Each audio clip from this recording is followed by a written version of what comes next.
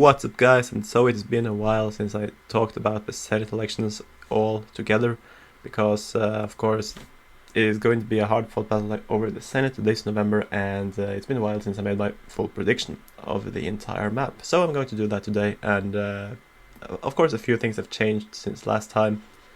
We can start by filling out the safe states, like Wyoming, Idaho, South Dakota, Nebraska, Oklahoma, Arkansas, Louisiana, Mississippi, Tennessee, Kentucky, West Virginia. Okay, maybe not Kentucky yet, but also I'm going to put Alaska and South Carolina there, because I seriously don't believe that they're actually safe, and Alabama, because we know now that Tommy Tuberville is going to be the nominee, even if Jeff Sessions was the nominee, both of them would have defeated Doug Jones, so not any reason to be worrying about that. For the Democrats, the safe states include Oregon, Illinois with Dick Durbin, Delaware, New Jersey, Rhode Island, Massachusetts, and New Mexico and Virginia. Yeah, I'm going to characterize them as safe. I don't think that the Republicans are going to put up any big fight there. I know that after Trump replaced Parscale, he also pulled money out of those states in order to focus them somewhere else. So I definitely don't think that Republicans will be competitive in New Mexico or Virginia. Going to likely states. Right now it looks like Minnesota and New Hampshire are likely for the Democrats, because the Republicans have not really fielded candidates that can take away those states. For the Republicans, I guess Texas is still a likely state for the Republicans. John Cornyn, quite popular, less polarizing than Cruz. He's going to win that state.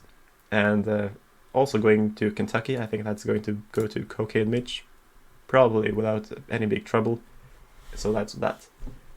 So now we're coming to a bit more competitive seats, but I would like to include Colorado in the likely for the Democrats, because Cory Gardner has always been behind in the polls, and he needs a miracle to win now that John Hickenlooper is the nominee, so it's pretty much impossible for him. But a miracle can always show up and turn everything around. Well, let's go to the more contentious seats. In lean Republican, I'm going to include both of the Georgia seats. In the general election, or the normal election with David Perdue, the Democrats have a quite formidable challenger in John Ossoff, but that is sort of neutralized by David Perdue himself being popular and a very good fundraiser and a strong candidate. For the special election, there are, I believe, 3 Democrats and 2 Republicans. The most notable, of course, being the Republicans Doug Collins and incumbent Senator Kelly Loeffler. I still think that Collins is going to win that. He has done very well in the polls, and he is, well, sort of opposed, of course, by the Senate Republicans and the senatorial campaign. But he is very popular among Trump supporters, and he's more of a people's candidate than Loeffler. So I think that he's going to take that with no really formidable, outstanding Democrat in that race. Going to Arizona, that is a lean flip for the Democrats. Martha McSally has lost once. She might lose again. Having Biden on the ticket does not help her, because he is a moderate. In Arizona, they like moderates, and they do not like Trump. Going over to Kansas. I actually not watched if there has been any Kansas primary yet, but if there is a primary and someone else than Kobach is the nominee, I would probably put it likely, but I'm going to keep it in lean right now. Iowa is also a lean Republican. And Johnny Ernst, I've always thought that she is going to win, and it is definitely going to be a contentious battle over there with her challenger. But in the end, I think the Republicans are going to pull it off. The Republicans basically won all over this map in 2014. So I don't expect there to be too much change in 6 years. We all know that Trump has a lot of grassroots support all over the place, except for in the big cities. So you can expect the Republicans to keep most of their seats. In Michigan, I don't like to do this, but I think I have to give it to Gary Peters right now. There are some polls where it is nearly tied. I think he was just leading in by 1 point in one poll, 3 points in another, but he has been leading in every poll. James has not been leading in any one of them. So while John James is definitely someone who could take a lot of Kanye votes, if people vote third party for Kanye West, they would probably vote for John James also. I don't think it's going to be enough, but maybe. Things can still change. Trump can become more popular before the election and all of that.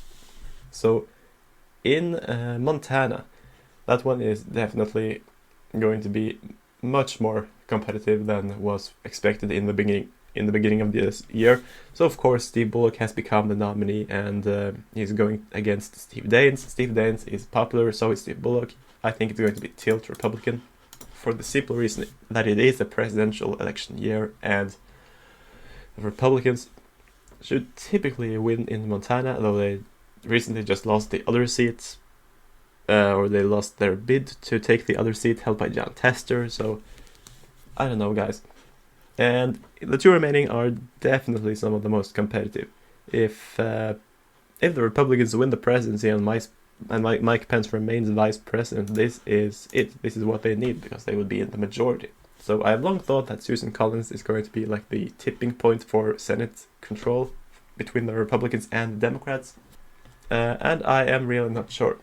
Though the polls have been sort of back and forth, and Gideon has been leading and Susan Collins has been unpopular, I really think that it takes a lot to turn down a 68% margin of victory. Okay, not a margin of victory, but a victory on 68% in 2014. I think Collins is going to win. You know, she might have pissed off the Liberals when she voted for Kavanaugh, but that does not mean automatically that she turns off to enough independents and Republicans, because Republicans are going to vote for her, even if they're conservative and don't approve of the job she's doing in the Senate. They will probably still vote for her while they vote for Trump. They're not going to vote for Gideon in hopes of getting in a Republican in 6 years that is more conservative than Collins. That's not going to happen. And the last one, of course, is North Carolina. The Republicans now already have the control, and I know that the Democrats really believe that they have changed the entire Senate map in a few months. But you know, things right now look very bleak for the Republicans, but how are they going to remain in election day? We don't know. I personally think that even though that Trump right now might still win, I think he has a better than 50% chance of winning still. Not based on polls, of course. I don't really buy the polls, but in the end, I'm going to have to give North Carolina to Tom Tillis, because no Republican has really lost in North Carolina when it comes to presidential race or Senate race since 2008. Yes, the governor's race has gone to the Democrats, but that's a different thing.